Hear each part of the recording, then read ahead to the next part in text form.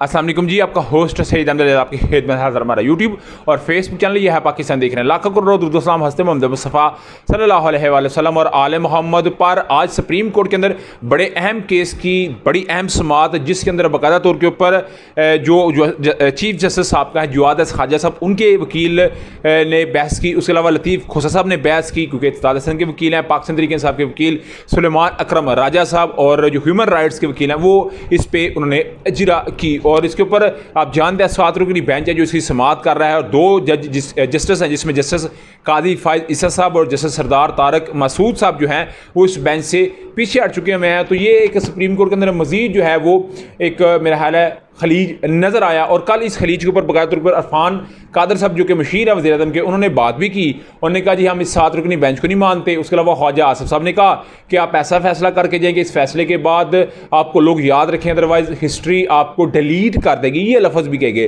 तो आज समन थे, पेशियाँ थी, इसके ऊपर तो मैंने बात करी, मगर पार्लिमान के अंदर बाकायदा तौर के ऊपर एक बड़ी अहम जो है वो डिस्कशन हुई है। उससे बढ़ के आपको बताना चाहूँगा कि एक प्रेस कॉन्फ्रेंस की गूंज है। उस प्रेस कॉन्फ्रेंस में बाकायदा तौर के ऊपर बड़ा कुछ खुलकर सामने आएगा, बड़े बड़े एविडेंस सामने आएंगे, बड़े बड़े सबूत सामने आएंगे। वो प्रेस कॉन्फ्रेंस अभी जैसे आप मेरा वीलॉग सुन रहे हैं उस वक्त हो सकती है, शाम को हो सकती है, सुबह हो सकती है, 2-3 या 3 दिन के अंदर हो सकती है। इसके ऊपर बड़ी अहम जो है वो कंसर्न मौजूद है। तो इसके मतलब मैंने आपको बताना है। मगर पार्लियामान के अंदर आज राना सनाउल्लाह साहब ने भी ये बात कर दी। उन्होंने कहा जी इस बेंच को तो हम इसलिए नहीं मानते, ये जो 7 रुकनी बेंच है, क्योंकि 2 जजिस जिसमें जस्टिस कादी फाइज साहब और जस्टिस सरदार तारक मसूद साहब, उन्होंने इसको मानने से इनकार कर दिया। वो उनको इस पर यकीन नहीं, तो हमें इन 7 मेंबर्स के ऊपर यकीन ही कोई नहीं है। तो ये एक खलीज जो है वो खुलकर सामने आ गया कि ये मिलिट्री कोर्ट्स जो फैसला करें, मिलिट्री कोर्ट्स के मतलब जो फैसला करेंगे, हम इनको किसी सूरत कबूल नहीं करेंगे।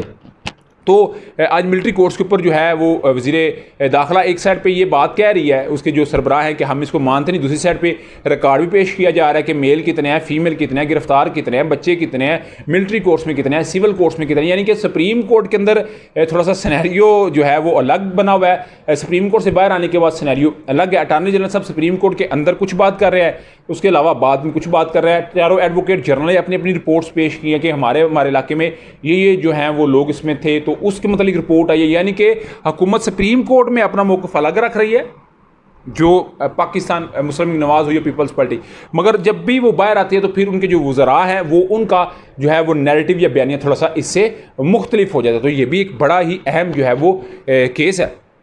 तो उसके अलावा इसके ऊपर मैंने आपको अपडेट करते रहना है। मगर अरफान सदीकी साहब ने भी इसके ऊपर ट्वीट किया है। उस ट्वीट के मतलब मैं आपको बताऊं, वो कहते हैं जी बाकायदा तौर के ऊपर एक प्रेस कॉन्फ्रेंस की जाएगी जिसमें इमरान अहमद खान नेसब साबका वज़ीर-ए-आज़म इस्लामी जमहूरियत पाकिस्तान, उनके लिए एक बड़ी बात की जाएगी और उनके लिए कुछ एविडेंस आएंगे, और एविडेंस की रोशनी के अंदर बाकायदा तौर के ऊपर इमरान खान साहब के लिए कुछ बड़ा हो सकता है। ये अल्फाज हैं कि कुछ उनके लिए बड़ा हो सकता है। तो वो प्रेस कॉन्फ्रेंस हो सकती है DGISPR साहब की, कि DGISPR साहब आके कुछ शवाहिद सामने रखेंगे, और उसके बाद सिचुएशन क्या बनती है वो एक बड़ा ही अहम तरीन सवाल होगा जो मैंने आपके साथ रखना। उधर आप जानते हैं ज़ुबैर जो थे असद उमर के भाई ज़ुबैर साहब, जो कि साहब का गवर्नर भी रह चुके हैं सिंध के, और पाकिस्तान तहरीक इंसाफ के बड़े मजबूत तरीन समझे जाते हैं, तर्जुमान समझे जाते हैं। उन्होंने भी बाकायदा तौर के ऊपर जो है वो पाकिस्तान मुस्लिम लीग नवाज़ का मौक़िफ़ रखा है, और पाकिस्तान तहरीक इंसाफ के लिए उन्होंने रखा है।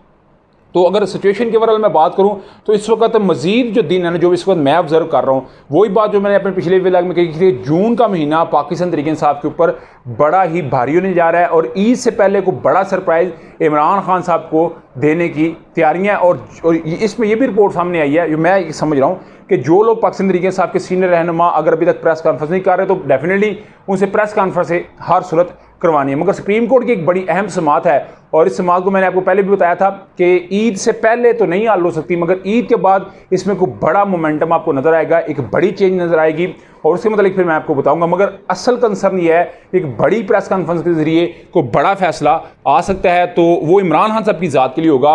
और इस वक्त असद उमर की मैं बात करूँ तो वो कहते हैं जी तमाम मसाइल का हल हो सकता है अगर इमरान खान साहब साइड पर हो जाएँ। उधर शाह महमूद कुरैशी, असद उमर और जो असद कैसर साहब है उनकी मुलाकात भी हुई है। उस मुलाकात का समर क्या निकलेगा वो मैंने आपके साथ डिस्कस करना। मगर अभी तक का व्लॉग था, अभी तक की अपडेट थी। व्लॉग की वीडियो पसंद है तो फिर चैनल को लाइक सब्सक्राइब अपने दोस्तों शेयर कर लीजिएगा। नेक्स्ट वीडियो तक के लिए होस्ट को इजाज़त दीजिए। अल्लाह ताला आपका हामी नासर। अस्सलामु अलैकुम।